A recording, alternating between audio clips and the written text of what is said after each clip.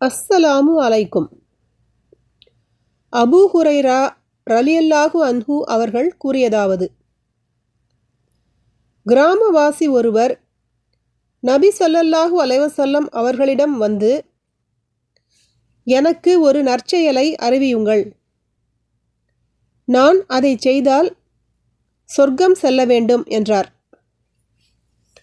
அதற்கு நபி ஸல்லல்லாஹு அலைஹி வஸல்லம் அவர்கள், நீர் அல்லாஹ்வையே வழிபட வேண்டும், அவனுக்கு எதையும் இணையாக்கக் கூடாது, கடமையான தொழுகையை கடைபிடிக்க வேண்டும், கடமையான ஜக்காத்தையும் நிறைவேற்ற வேண்டும், ரமலானில் நோன்பு நோற்க வேண்டும் என்றார்கள்.